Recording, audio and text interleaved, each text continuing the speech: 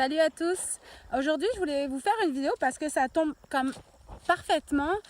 J'ai plusieurs personnes qui m'ont posé des questions avec des journées comme on a eu il y a 2 jours pluvieuses. Elles voulaient savoir comment est-ce que j'organisais mes entraînements. Ok? Tout simplement parce que moi, je n'ai pas de manège en sable. J'ai un manège sur herbe.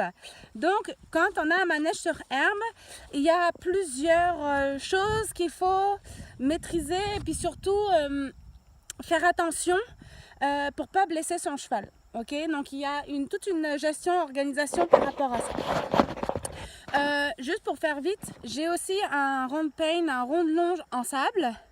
Et puis je vais vous montrer tout à l'heure aussi quels sont les défauts finalement d'avoir un rond de longe de sable fait un peu comme on dit rapidement. Donc tout d'abord, moi j'entraîne sur de l'herbe. Ok, donc ça demande plusieurs gestions. Quand il fait très beau, pas de problème.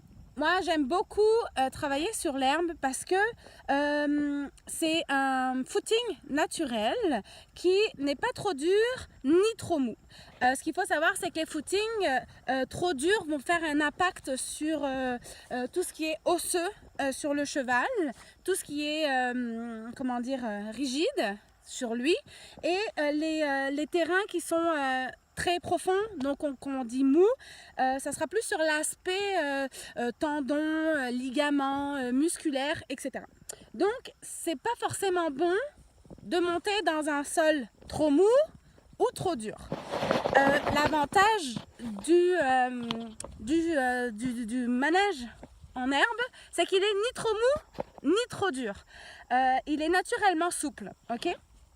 En fait, quand on touche, on voit vraiment le rebondi et tout ça.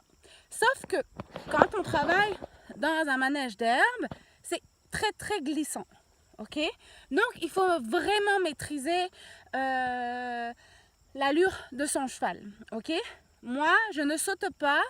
Par exemple, aujourd'hui, une journée pluvieuse où mon sol est gorgé d'eau, où c'est très glissant, ça serait une journée plutôt détente, relax. On marche beaucoup au pas, on fait un peu de trot. Je fais pas beaucoup de galop parce que ma jument, elle se couche énormément, donc elle a tendance à glisser beaucoup des postérieurs. Donc, je galope pas dans des moments comme ça. Donc, ce que je fais, c'est beaucoup de détente. Rênes longues, on travaille un peu les flexions, les contreflexions, etc. Je vous parlerai sur une autre vidéo des exercices que je fais quand je fais un petit entraînement comme ça, de relax. Quand il pleut trop, parce que le problème qu'il y a aussi avec les terrains en herbe, sous mon herbe, j'ai de l'argile. Donc, qui dit argile, c'est en fait, d'un point de vue géologique, c'est une couche qui est étanche à l'eau. Et donc, ça va vous créer ceci. Ok? Des marcs d'eau. Donc, il faut faire attention. Moi, j'utilise toutes mes contraintes de terrain, ok, comme les marcs d'eau, pour travailler le cheval à marcher dans l'eau. Par contre, on s'entend qu'on ne peut pas ni sauter ou travailler un cheval un peu difficile ou faire des exercices difficiles pour manquer finalement que le cheval il se blesse. Ok? Donc moi je suis plutôt saut d'obstacle, donc je m'amuse beaucoup à sauter dans mon champ. Sauf qu'aujourd'hui, ça serait une journée où on ne sauterait pas. Trop mou, si ma jument ou moi, j'apporte mal ma jument à l'obstacle ou elle fait quelque chose de pas trop bien puis qu'elle glisse, on part à l'accident direct. Par contre, quand il fait beau puis que mon terrain est sec, pas de problème. Ce qu'il faut savoir aussi, c'est que quand on travaille un cheval sur herbe, il faut y aller très doucement parce que l'herbe, c'est quelque chose qui va s'arracher très facilement. Donc, on finit beaucoup par ruiner finalement notre terrain plus qu'autre chose. Donc, admettons aujourd'hui, où je travaillerai un petit peu la relaxation avec ma jument et je pourrais partir un petit trotting, par exemple, dans mon chemin qui est un peu de gravel ou sur les côtés parce que c'est quand même pas mal sableux pour la détendre un peu.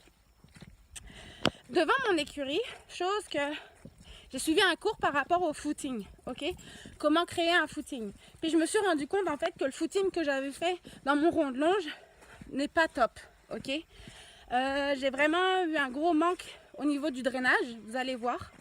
Et je me suis rendu compte aussi que dans les périodes trop sèches, mon sable en fait est trop... la granulométrie est trop grosse. Donc dès qu'il pleut, vu que ma couche en dessous c'est de l'argile, dès qu'il pleut, mon eau reste dans mon sable. Puis au contraire, quand il fait trop sec, j'ai plus du tout d'eau. Et du coup, en fait, ça devient très très poussiéreux. Ok? Donc mon rond de longe, ça va être quelque chose que je vais refaire. Donc là, ici, voilà mon rond de longe. Puis voilà, vous voyez là, ma flaque d'eau. Ok? Tout simplement parce que à cet endroit-là, alors partout ailleurs, ok, c'est pas si mal. Mon rond de longe n'est pas si mal ici, il est même plutôt correct. Par contre là-bas, il est très mou. Ok, c'est beaucoup d'eau et très peu de... Bref, c'est beaucoup d'eau. Donc du coup, ça c'est vraiment un manque de drainage de ma part. Ok, j'ai peut-être mis aussi trop de sable et j'ai manqué de drain.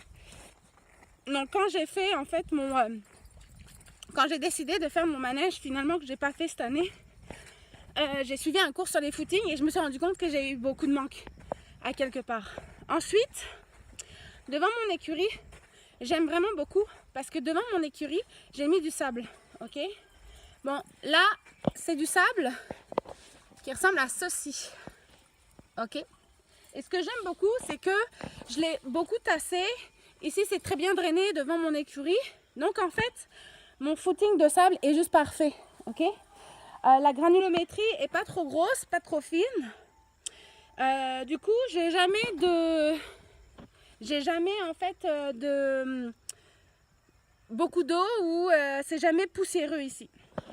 Vous allez voir, quand je vais marcher, vous allez voir un peu la consistance, si on peut dire, en fait, de mon sable. Ok, voyez? Ok?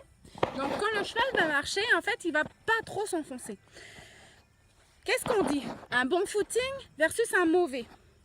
Alors, un bon footing, c'est le sabot du cheval qui va s'enfoncer à peu près de 1 cm, ok, de profond. Ça veut dire quoi? Ça veut dire un demi-pouce, je crois.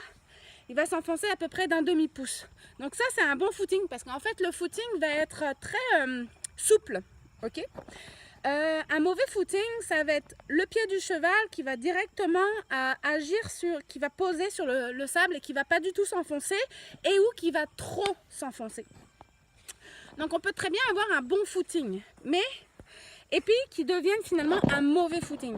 Tout simplement parce qu'on ne l'a pas entretenu, ok? Admettons, je décide de partir en balade, je fais un petit peu de route, c'est pas grave. Ok, mais je pourrais pas trotter, galoper, sauter sur de l'asphalte par exemple ou un terrain de gravel trop dur. Tout ça, ça va impacter en fait toutes les vibrations que le cheval va avoir en marchant, qui vont remonter, vont forcément impacter quelque part au niveau de l'os ou des articulations, ça se peut aussi. Par contre, quand c'est trop mou, justement, c'est là où je pense par exemple au saut d'obstacle ou au gymkhana. Au gymkhana, on tourne souvent autour du même endroit. En saut, c'est pareil, on met un obstacle à une place. Le cheval, en prenant sa battue, va forcément abîmer le terrain en avant de l'obstacle et à la réception, va forcément abîmer aussi. Donc c'est pour ça qu'en fait, dans les compétitions, on voit souvent les gens au bout de 3-4... allez, peut-être 5-6 participants passer la gratte et où tu vois des gens avec des râteaux qui ratissent en avant et en arrière de l'obstacle. Pour le gymkhana, c'est pareil. Ils poussent les barils, ils passent un coup et tout ça. Sauf que quand c'est trop souvent le manège, quand le manège est trop souvent travaillé, entre guillemets, aux mêmes endroits, ça finit que le sable ne veut plus se tasser. Donc ce qui est idéal finalement dans un manège, c'est de bouger les obstacles entre guillemets comme les barils. Donc en fait ce qui est le fun, c'est de pouvoir sur un parcours de saut d'obstacles par exemple, c'est de bouger les obstacles plusieurs, comme ça on n'abîme jamais forcément au même endroit. Donc moi j'adore monter sur de l'herbe, mais ça demande beaucoup de précautions. Donc quand c'est trop mou et que c'est trop glissant, il faut faire attention. Il faut faire aussi attention au moment où on tombe. l'herbe parce qu'il faut ramasser les résidus d'herbe, parce que si on laisse ça sur le dessus, que ça soit sec ou pas, ça va vous faire une petite couche glissante. Meilleur moyen pour que le cheval tombe, glisse, se fasse mal ou se torde la cheville, la cheville, peu importe. Donc moi, ce que je fais, c'est que je tombe souvent en après-midi. J'enlève toute l'herbe, puis en début d'après-midi, je tombe. J'enlève toute l'herbe qui est là, je les pousse sur les côtés et puis comme ça, en fin d'après-midi, je peux monter parce que mon herbe est sèche. Donc voilà, j'espère que ça aura pu vous aider. On peut très bien monter partout. Moi, je me trouvais des excuses pour pas monter parce que c'était un manège d'herbe. Mais finalement, ça va très très bien. J'arrive à faire ma planification hebdomadaire avec mes chevaux. Puis ça va très très bien. Donc, un manège sur herbe, c'est le fun. Voilà, bye bye!